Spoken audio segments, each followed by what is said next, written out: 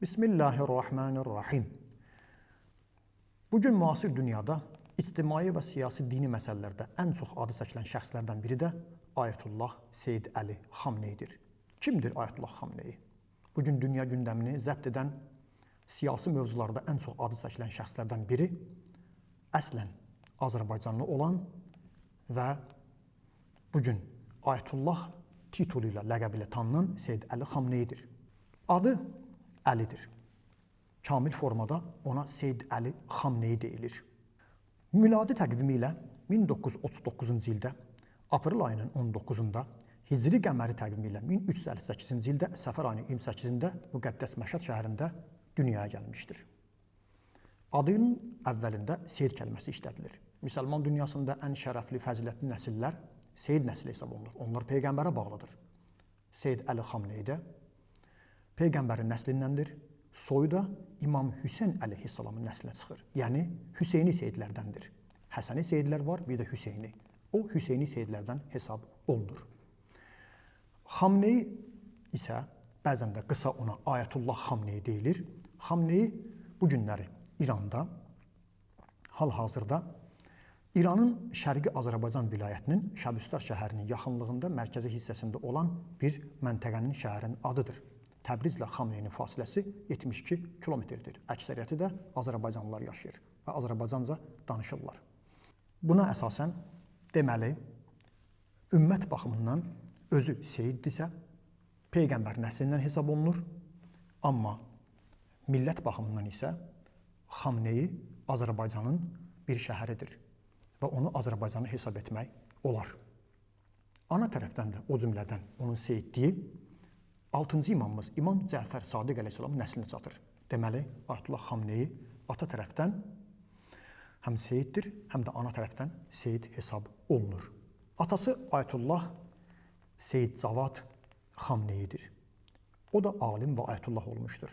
Nəcəf şəhərində təhsil almışdır və hətta həyatında Nəcəf şəhərində oxuduğu müddətdə ustadlarının, müəllimlərinin arasında əslən Azərbaycanın Naxçıvan bölgəsindən olan Ayətullah Qərəvi, İsfahani, Kompani, Naxçıvani, əslən Naxçıvandan olduğuna görə adı qeyd olunmuşdur. Nəcəf şəhərində o cümlədən onun oturub durduğu, münasibətdə olduğu alimlərin arasında əslən Bakıdan olan Şeyx Hüseyn Batkubeynin də adı qeyd olunmuşdur. Sonradan Məşhəd şəhərinə köçmüşdür və Məşhəd şəhərində yaşamışdır. Ayətullah Xamneyini həm də ən çox BBC əri Şəhid Şeyx Məhəmməd Xiyabani ilə tanıyırlar. Azərbaycanda tanınmış və adı çəkilmiş adamlardan biri də şah rejiminə qarşı mübarizə aparan və bu yolda şəhid olan insanlardan biri Şeyx Məhəmməd Xiyabanidir. O, Ayətullah Xamneyinin BBC əri hesab olunur. Şəhid Xiyabani haqqında maraqlana bilərsiniz. Azərbaycanda, Bakıda, Gəncədə, Bərdədə adına küçə var. Məhəmməd Xiyabaninin adına. Gəncədə onun hətta büstü qoyulmuşdur. Buna maraqlana bilərsiniz. Təhsili və elm sahəsində fəaliyyəti. İslam dinin Cəfəri məzhəbində şiələr arasında ən üstün elmi dərəcə Ayətullahdır. Və Ayətullah Xamneyi ən üstün dərəcə Ayətullah dərəcəsinə qədər yüksəlmişdir. Eyni halda o, fəqih, siyasətçi, tarixçi, Quran elmlərində sahib nəzər, tərcüməçi, yazıcı, şair və ədib hesab olunur. Ayətullah Xamneyi Fars, Azərbaycan və ərəb dillərində sərbəst danışır. İngilis dilində də müəyyən qədər danışa bilir. Natiqdir. Natiqli sənədində çox üstün bir şəxslərdən hesab olunur. Nitqi çox gözəldir. Elə buna görə də şair Hafiz haqqında keçirilən simpozumda onun çıxışı ən seçilmiş əsərlər arasında qeyd olunmuşdur. 30 ildən çoxdur ki, o BMT səviyyəsində seçilmiş nitqlərdən biri kimi adı qeyd olunmuşdur. Ayətullah Xamneyi ilk ruhani təhsilini Məşhəddə, sonra Qum şəhərində, sonra Nəcəfdə almışdır. Deməli, onun təhsili İslam elm mərkəzlərinin üçündə də olmuşdur. Həm Məşhəddə, həm Qumda, həm də Nəcəf şəhərində. O cümlədən də Ayətullah Xamneyi məntiq və fəlsəfə elmlərini, astronomiya elmini də oxumuşdur. Və 18 yaşında müctehidlik dərəcəsini qazanaraq Ayətullah Milaninin dərslərində qatılmışdır. Sonradan qısa müddətdə başqa ustadların, müəllimlərdən də elmi faydaları aparılmışdır. Təbrizdən olan müasir filosof, Quran müfəssiri Əllamə Tabatabayının da dərslərində iştirak etmişdir. Siyasi fəaliyyəti. Ayətullah Xamneyinin siyasi fəaliyyəti mərhum İmam Xümeyni ilə bir yerdə çiyin-çiyinə şah rejiminə qarşı mübarizə aparmışdır. və bu müddətdə o 6 dəfə həbs olunub, bir dəfə sürgünə göndərilmişdir və inqilab olandan sonra bir dəfə Əbuzər məscidində terrora məruz qalmışdır və bunun nəticəsində sağ əli iflic olmuşdur və bu günləri o canlı şəhid qazi hesab olunur. İnqilabdan sonra müxtəlif vəzifələr tutmuşdur. Tehran kimi böyük şəhərin, paytaxtın imam cüməsi olmuşdur, cümə namazını qılmışdır. Milli Məclisdə deputat vəkil olmuşdur. Müxtəlif dövlət orqanlarında İmam Xomeynin nümayəndəsi olmuşdur və 2 dəfə ardıcıl olaraq İran İslam Respublikasının prezidenti seçilmişdir. Son hal-hazırda İmam Xomeyni dünyasını dəyişəndən sonra Ekspertlər Məclisi, Ayətullahlar yaxud Xubraqan Məclisi tərəfindən vilayət fəqih müsəlman dünyasında ən böyük rəhbər kimi bu vəzifəyə seçilmişdir. 1989-cu ildə 49 yaşından indiyə qədər hal-hazırda vilayət fəqih vəzifəsini daşıyır. Ayətullah Xameneyi din xadimi, ayətullah, müctehid olmaqla yanaşı, müasir dünyada da elmi məsələlərə, tərəqqiyə çox önəm verən şəxslərdən biri hesab olunur. O, elm və texnologiyanın inkişafını dəstəkləyir. İlk ruhanilərdəndir ki, kök hüceyrələrin, klonlaşmanın, nanotexnologiyanın tədqiqatlarına dəstəyin vermişdir və İranda böyük nailiyyətlər onun sayəsində əldə olunmuşdur. Atom enerjisi sahəsində irəliləyişə xüsusi önəm verir və bilirsiniz, bunun siyasi məsələlərdə hal-hazırda gündəmdir. Bugün İranın hətta kosmosa peyk göndərməsində də əsas onun müstəsna rolu olmuşdur. İran bugün dünyada ekspertlərin hesablamalarına əsasən elm inkişafında 15 respublikanın sırasındadır. Məntəqədə 1-ci yerdədir. Bu beynəlxalq qurumların verdiyi statistikaya əsaslənir. Maraqlı xüsusiyyətləri. Ayətullah Xameneyinin maraqlı xüsusiyyətlərdən biri də sadə yaşayışıdır. O, İranın dini ali lideri olmağına baxmayaraq milyonlarla insan onu tabi olub, təqlid edib, müctehid kimi onu qəbul etməyinə baxmayaraq çox sadə yaşayır, dost düşmən bunu etiraf edir, sadə evi var, sadə yeməyi var, sadə geyinir, hətta qızının toyu yayılmışdır ki, çox sadə formada olmuşdur. Həyat yoldaşı ailəsi xüsusi xəstəxanadan istifadə etmir, dəfələrlə özü xəstəxanaya getmişdir. Bir anda görürlər ki, Ayətullah Xameneyi xəstəxanaya gəlmişdir, səbəb budur ki, onun yaxınlarından biri xəstəxanada müalicə alır. Dini, mənəvi cəhətdən sadəlik bundan ibarətdir ki, məclislərdə onun haqqında şüar veriləndə canımız sənə fəda olsun, o isə əvəzində insanlara tövsiyəsi budur ki, hamımızın canı İslama fəda olsun. Və əlindən terror nəticəsində iflic olub qazi olduqdan sonra onun əlinin müalicəsi Çində olduğunu ona təklif edirlər, amma Ayətullah Xameneyinin cavabı bu olur.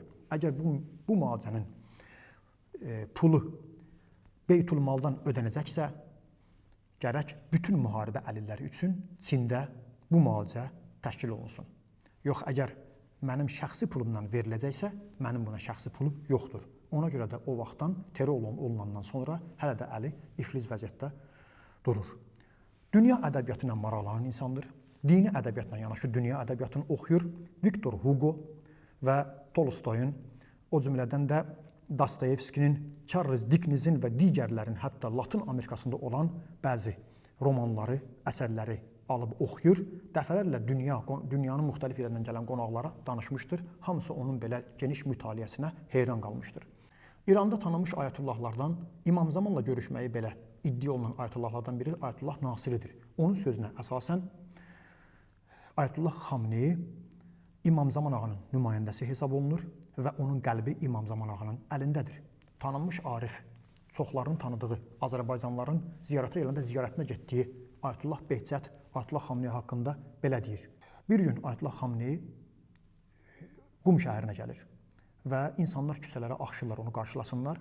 Ayətullah Behçət də 90 yaşında özü küçəyə xüsusi qonaqların qismində yox, cəmaatla birgə Ayətullah Xameneyi qarşılamağa gedir. Ona deyəndə ki, sən qoca ağsaqqalsan və qarşılanmağa gəlməyə də bilərsən, əziyyət olarsan, o isə bunu inkar edir, rədd edir və özü dediyi cümlə bu olur. Əgər cəmaat bilsəydi, bu seyyidin qarşılanmasında nə savab var, heç kəs evində əyləşməzdi. Ayətullah Xameneyi rəhbər təyin olunanda, Ayətullah Behçətin özünə deyəndə ki, bu cavandır, belə rəhbər seçildi, narahat olub, tez cavabında belə deyir. Bir dəfə bu sözü Əli ilə İslam haqqında dediniz, 7 arxamız ondan əziyyət çəkdi. Son, Ayətullah Behçətin son dediyi çox var, amma birin mən sonda bunu demək istəyirəm. Ayətullah Behçətin özünə Xameneyi ağanın haqqında bir nəfər pis danışanda narahat olub dediyi cümlə budur. Ailəsini idarə edə bilməyənlər İslam dünyasını idarə edən şəxs haqqında danışırlar. Ondan üstün rəhbər yoxumuzdur. Ayətullah Misbah tanınmış filosof, dünya səviyyəsində tanınmış filosoflardan hesab olunur, həm də alimdir. Onun özü cümləsinə əsasən İmam Zaman ağanın qeybət dövründə Ayətullah Xamneyə qədər üstün bir şəxs Şiə dünyası görməmişdir. Ayətullah Vahid Xorasani onun haqqında yaxşı sözlər demişdir, onu tərifləmişdir və o cümlədən də dediyi ətrafına öz damadı Ayətullah Larizaniyə dediyi söz budur ki, onu tək qoymayın, o Seyidi tək qoymayın, ona kömək edin. Fazil Lənkərani, Azərbaycanda tanınmış Lənkəran şəhərində olan böyük müctəhid alim özü ona itaətin vacib olduğunu qeyd etmişdir. Müasir Ayətullah Məkarım Şirazi onun haqqında dediyi cümlə bundan ibarətdir ki, nəinki sadə insanlar, məraci, təqlidlər, təqlid mərzələri, müctəhidlər belə onun hökmünə qulaq asmağı vacibdir, itaət etməyi vacibdir. Ayətullah Arif Həsənzadə Amili tanınmış şəxsdir. Haqqında elə sözlər deyilib, özü də müasir elmlərdə astronomiya, kimya, fizika, o cümlədən İslam elmlərində sahib nəzər olmuşdur. Ayətullah Həsənzadə Amilinin dediyi cümlə bundan ibarətdir ki, qulağınız Ayətullah Xamneyinin ağzında olsun, onu eşidin. Çünki onun da qulaqları Xatəmül Ənbiyanın yaxud da İmam Zaman ağanın ağzındadır. O, onlardan qaynaqlanır, faydalanır. Siz də onun sözünə qulaq asın. Və Ayətullah Xamneyi ilə görüşəndə Ayətullah Həsənzadə Amili çox hörmətlə yanaşır, onun qabağında diz üstə yanaşır. Ayətullah Xamneyi ondan xahiş edir ki, mənim yanımda belə diz üstə əyləşmə. O isə cavabında bunu belə deyir. Əgər sizdən indiyə qədər bir məkruh, bəyənilməyən əməl görsəydim, bunu etməzdim. Böyük bir alimdir.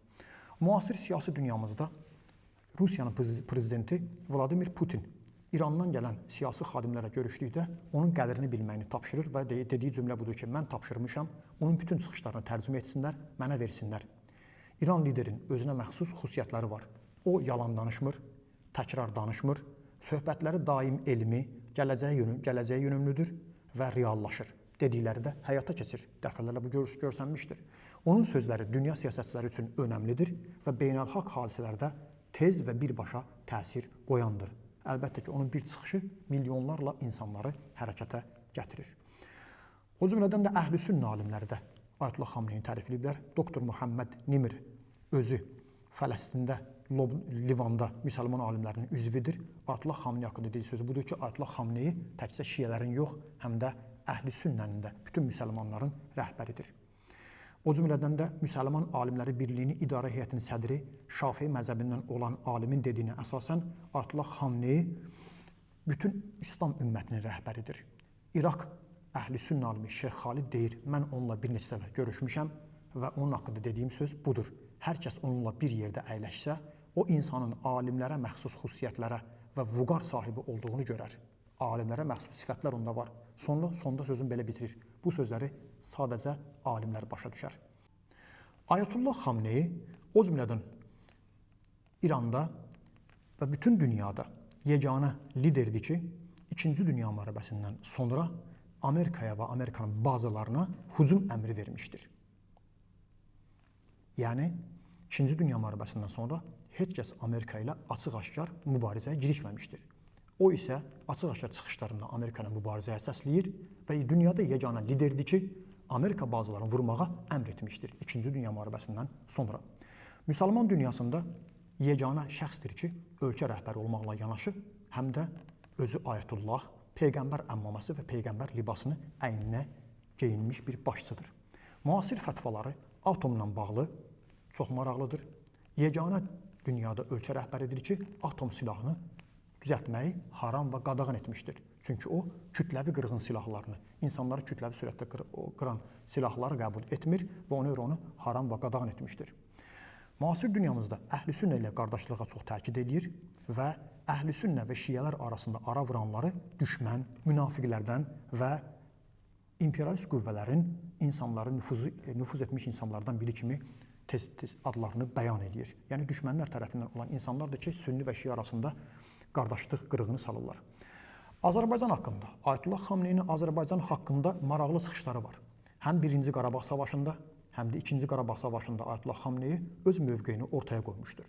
Ayətullah Xamneyi 1993-cü ildə Təbriz şəhərində insanlarla görüşündə, açıq auditoriyada, bütün dünyanın gözünün qabağında Azərbaycan torpaqlarının işğal olduğunu, Ermənistanın işğalçı olduğunu və Azərbaycanın müsəlman xalqının məzlum olub zülm olunduğunu qeyd etmişdir. O cümlədən də 2-ci Qarabağ savaşında Azərbaycan torpaqlarının azadlığının Azərbaycan haqqı olduğunu qeyd etmişdir. Əlbəttə, bəzi şərtlər də qoymuşdur ki, geniş çıxışına baxa bilərsiniz. O cümlədən onun Azərbaycana 1-ci Qarabağ və 2-ci Qarabağ savaşında yardımları videolarda sosial şəbəkədə görə bilərsiniz. Azərbaycanın o vaxtki eks rəhbərliyi də bunu qeyd etmişdir. O, qaçqınların himayəsində, onları qorumaqda, onlara çadır düşərgə yerləşdirməkdə, hətta İran tərəfə keçənlərə beləsinə əl tutmaqda xüsusi köməklər etmişdir. 2-ci Qarabağ savaşında onun silah yardımını dəfələrlə eşitmişsiniz və mən özüm də bir neçəsinə şahid olmuşam, canlı şahidlərdən, etibarlı mənbələrdən.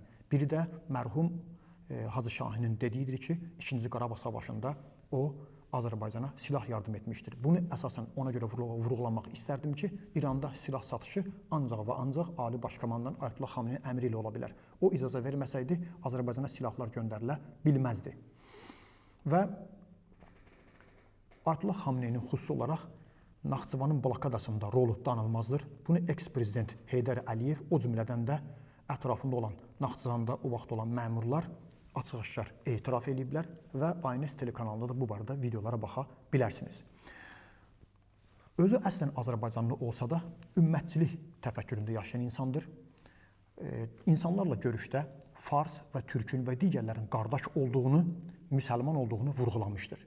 Amma eyni halda Azərbaycandan olan qadınlarla, İran-Azərbaycan bölgəsində olan qadınlarla görüşündə onlara etdiyi tövsiyələrdən biri budur ki, uşaqlarınızla evdə Azərbaycan dilində danışın, türk dilində danışın. Uşaqlarınız məktəbdə fars dilini oxuyurlar. Əgər onlarla evdə Azərbaycan türk dilində danışsanız, məktəbdə də fars dilini öyrənsələr, 2 dili öyrənmiş olarlar. Siyasi cəhətdən proqnozları öncə görməklərinə bağlı bunu deyə bilərik ki, bir neçə mövzularda indiyə qədər siyasi proqnoz vermişdir, hamısı düz çıxmışdır. Amerikanın İraq və Əfqanistanın işğalında məğlub olmağını qeyd etmişdir. Amerika İraqa və Əfqanistana işğal edəndə onların məğlub olacağını əvvəlcədən proqnozlaşdırmışdır. 2. Yaxın Şərqdə Amerika tərəfindən qurulan planların tezliklə iflasa uğrayacağını və müxtəlif planların hamısının məhv olacağını qeyd etmişdir. İndiyə qədər buna onlar müvəffəq ola bilməyiblər. 3. IŞİD-in yaradılmasında rolu olan Amerikanın, Avropanın, Qərb dövlətlərinin və terrorizmi himayə edənlərin bir gün IŞİD-in öz əli ilə də problem yaşayacağını, başlarına bəla olacağını qeyd etmişdir. IŞİD İraq və Suriyada bitirəndən sonra Avropada terrora başlamışdır. Onun öncədən gördüyü proqramlardandır. 4. Əsrin müqaviləsi İbrahim planı ilə tanınan Trumpın verdiyi planın iflasa uğradığını qeyd etmişdir. İndiyə qədər də heç biri alınmır. Ukrayna məsələsində açıq-aşkar Qərbin, Amerikanın axırda onları tək qoyacağını qeyd etmişdir, xəyanət edəcəyini vurğulamışdır və sonda əsas budur ki, onların köməyini ilğıma bənzətmişdir. Onlar heç də Ukrayna kömək etmirlər, ilğım. İnsan kənardan baxanda su olduğunu zənn edir, yaxınlaşdıqda isə onun ilğım olduğunu görür. Bütün dövlətlər bunu bilməlidirlər, Amerikaya güvənmək olmaz. İndiyə qədər də Ukrayna məsələsində indi Ukraynanın prezidentinin öz etirafına əsasən onu tək qoyublar və torpaqlar da əldən getmişdir. O cümlədən korona ilə bağlı öncədən proqnoz vermişdir. Korona xəstəliyinin çox ehtimalla Amerikanın öz tərəfindən bioloji silah kimi düzəldilməsini qeyd etmişdir. Sonradan Amerika tərəfindən peyvənd olaraq verilən peyvəndləri də qəbul etməmişdir. Onların şübhəli olduğunu qeyd etmişdir. İndi hal-hazırda baxa bilərsiniz. Elon Musk açıq-aşkar öz tweetində yazmışdır ki, korona Amerika tərəfindən şübhəli bir xəstəlik kimi yayılmışdır. Onun müalicəsi üçün verilən peyvəndlər də özü başqa xəstəliklərin yayılmağına təkan vermişdir. Bunu öncədən Ayətullah Xameneyi qeyd etmişdi. Üzüyünün qaşında həmişə taxtığı üzüklərdə Allaha güvəndiyini də belə qeyd edir. İnsanları zalimlara qarşı mübarizə aparmağa, zamanımızın fironlarına, yezidlərinə mübarizə aparmağa səsləyir. Xüsusilə Amerika və Qərb imperiyalarına qarşı.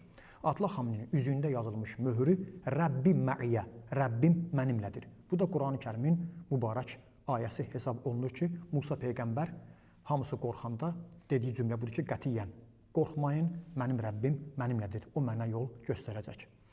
Haqqında tanınmış şəxslərin, siyasətçilərin sözlərini diqqətinizə çatdırırıq. Ayətullah Xameneyi elə bir şəxsdir ki, bugün dünyada tanınmış və ictimai siyasi xadimlər onun haqqında sözlər deyiblər. Birinci ilə din xadimlərindən başlayaq.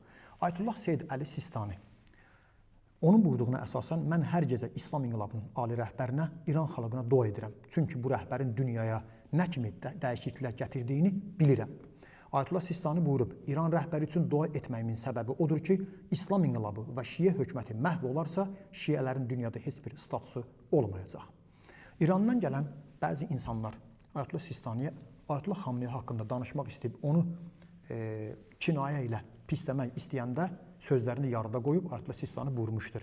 Vəzifəniz Ayətullah Xamneyə itaət etməkdir. Ayətullah Xamneyi xəstəxanada əməliyyat olunduğu vaxt öz şəxsi nümayəndəsini, qızının həyat yoldaşı Ayətullah Şəhristanini Ayətullah Sistaninin yanına göndərir, salamını və dualarını çatdırmışdır. Bu barədə videolar da var, baxa bilərsiniz. Tanınmış Ayətullah, alim, arif, əslən Azərbaycandan olan Ayətullah Fatiminiya öz çıxışında açıq-aşkar belə demişdir. Mən İmam Hüseyn minbərində, Allahın evində, xanım Fatimə-i Zəhra salamullah əleyhanın məclisində yəqin etməsəydim deməzdim. Nə demək istəyir? Eşidin. Bilin, agah olun. Hər kəs kiçik bir söz belə desə, nəticəsində Ayətullah Xamneyi zəiflətmək niyyəti olsa, bu fikirdə olsa, bilsin ki, Allah onu bağışlamaz və aqibəti yaxşı olmaz. O böyük kişi İslamın izzətidir, Zəhra balasıdır. Sonda belə deyir, Allah sən şahidsən ki, mən bir şey bilməsəm demərəm, bilirəm bir şey deyirəm. Ayətullah Fatimiyanı tanıyanlar bu sözün nə qədər əhəmiyyətli olduğunu başa düşə bilərlər. Dünyada tanınmış ictimai və siyasi xadimlərdən biri də BMT-nin keçmiş baş katibi Kofi Annandır. Kofi Annan İrana gələndə Ayətullah Xamneyi ilə görüşdən çıxandan sonra çox təsirlənmişdir və özü etiraf etmişdir ki, mən BMT-nin baş katibi olaraq dünyanın çox liderlərlə görüşmüşəm. Fransadan Jacques Chirac'la, o cümlədən də Qarbaçovla Rusiyada və Almaniyada Helmut Kohl kanslerlə görüşmüşəm. Amma məni heç kəs Ayətullah Xamneyiyə qədər təsirə salmamışdır. Onun xarizmatik şəxsiyyəti onlardan daha da üstündür. Və mən çox təəssüf edirəm ki, mən BMT-nin baş katibi ola-ola onun kimi mənəviyyata sahib deyiləm. Və o cümlədən də düşmənləri belə onu tərifləmişdilər. Ayətullah Xamneyiyə qarşı ən çox mübarizə aparan və onu pisləyən, haqqında təbliğat aparan Amerikanın keçmiş Xarici İşlər naziri Kondoliza Rice qaradərli bir qadın idi. İrana qarşı çox qatı fikirləri ilə tanınırdı. Kondoliza Rice özü etiraf edir. Biz ən yaxşı planları cızırıq, ən çox büdcələri sərf edirik, ən yaxşı zamanları seçirik, ən yaxşı müdirləri icra edən insanları işə qoşuruq. Qurduğumuz planları İranın lideri Ayətullah Xamneyi bir saatda çıxışı ilə məhv edir. Hamısını darmadağın edir. O cümlədən də Amerikanın Mərkəzi Kəşfiyyat İdarəsinin, CIA-nin keçmiş əməkdaşı Raul Mark verdiyi məqalada İrana qarşı, Ayətullah Xamneyiyə qarşı düşmənçiliyini etiraf edəndən sonra özü belə deyir. İranın ali rəhbəri Yaxın Şərqdə İkinci Dünya müharibəsindən sonra ən müvəffəq bir rəhbərdir. Yaxın Şərqin ən müvəffəq rəhbəri İkinci Dünya müharibəsindən sonra Ayətullah Xamneyidir. Onun çox yaxşı məharətləri var, güclü istedadı var və mən sizə əlimdə olan faktlarla, statistika ilə sübut edə bilərəm ki, İranın dini rəhbəri mütləq biləsiniz, Trumpdan üstündür. Onun əksidir. Onun iradəsini tərifləyir və özü də deyir ki, mən neçə illər onun haqqında oxuduqdan sonra bu qənaətə gəlmişəm. Ayətullah Xamneyiyə qarşı düşmənçilikdə ən çox olan, bilirsiniz, dəstələrdən biri də Siyonistlərdir və başda İsrail olmaqla. Siyonist analitik və media fəalı ki, özü Yəhudi, Siyonist olmayına baxmayaraq, özü etiraf edir. Adı Alon Mirzahidir. Ayətullah Xamneyi haqqında bunları deyir. O qoca, səbirli və müdrik bir şəxsdir. O, İsrailin ümumi tarixindən 9 il daha çox yaşayır. O, İsrailin ümumi tarixindən 9 il daha yaşlıdır. Onun yaşı İsraildən də çoxdur.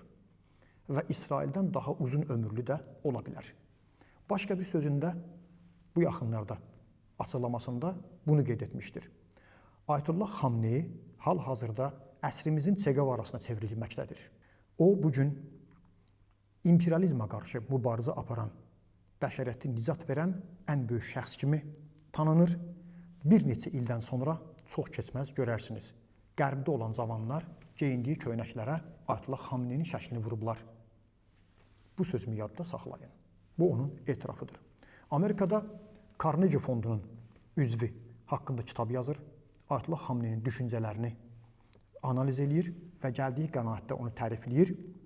Deyir, o geriyə əyləşən rəhbər deyil, heç bir təzyiqin qabağında o geriyə çəkilən deyil. Tel Aviv Universitetinin İran mizinə məsul şəxs açıq-aşkar etiraf edir ki, Xamneyi çox hesablayıb iş görən insandır.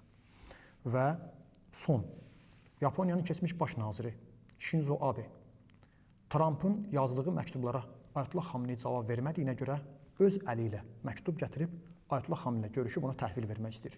Ayətullah Xamneyi o məktubu əlinə almır, açıb oxumur, Trumpı danışmağa, əlaqə qurmağa layiq şəxs bilmir. Shinzo Abe məktub əlində qalır, videosuna baxmısınız və təzədən görüşdən çıxır. Görüşdən çıxandan sonra Shinzo Abe bir açıqlama verir sosial şəbəkədə. Yaponiyadan olan bir vətəndaş öz baş nazirinin verdiyi açıqlamanın altında bu qeydi vurur. Ayətullah Xamneyi ki, Trumpın məktubunu oxumadı, o elə bir şəxsdir ki, Yaponiyanın belə bir rəhbəri yoxdur. Və o elə bir şəxsdir ki, ona qibtə olunmalıdır.